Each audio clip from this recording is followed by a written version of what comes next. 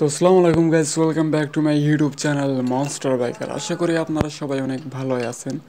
তো আগের যে ভিডিওটা হয়তো আপনারা দেখছেন, যে ভিডিওতে আমি আমার বাইকের টায়ার লেখা মানে টায়ারের উপরে যে কোম্পানির উপরে লেখাগুলো থাকে সেটাতে আমি মার্কিং করছি। তো এই ভিডিওতে আপনারা দেখতে পাচ্ছেন যে সেই টায়ারটা আমি আমার বাইকে ইনস্টল করব। তো আশা করি ভিডিওটা আপনাদের কাছে খুব ভালো লাগবে। তো যদি ভিডিওটা ভালো লেগে থাকে অবশ্যই ভিডিওটিতে একটি লাইক করবেন। আর যারা এখনও আমার চ্যানেলটি সাবস্ক্রাইব করেন নাই তারা অবশ্যই চ্যানেলটি সাবস্ক্রাইব করবেন। তো টায়ার খুলতে বেশি টায়ার খোলার আগে, টায়ার লাগানোর আগে বাইক থেকে অবশ্যই চাকাটি খুলতে হবে।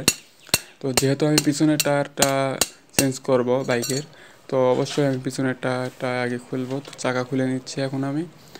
তো আপনারা দেখুন, তো একটা বাইকে কত হাজার কিলোমিটার চালানো যায় একটা টায়ার, এটা বলা খুব একটা কঠিন। কারণ এক একজনের চালানো এক এক রকম। আমার কাছে খুব বেশি একটা টিকে না, কারণ আমি একটু ব্রেক হার্ড করি, স্লিপ করি আর কি, ব্রেক পিছনের টায়ার দিয়ে ব্রেক ধরে।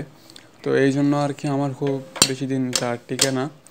তো এখন যদি কোনো সাধারণভাবে কেউ বাইক চালায় তাহলে মোটামুটি প্রায় 20,000 আর 30,000 কিলোমিটার পর্যন্ত চালাতে পারবে একটা টায়ার দিয়ে ভালোভাবে। তো এখন আপনারা দেখতেই পাচ্ছেন যে বাইকের চাকাটা আমি খুলে নিচ্ছি। তো আপনারা ভাবতে পারবেন যে মেকানিকের কাছে গেলে হয়তো ভালো হতো, কিংবা কোনো দক্ষ কেউ যে সব পারে তার কাছে গেলে ভালো হতো।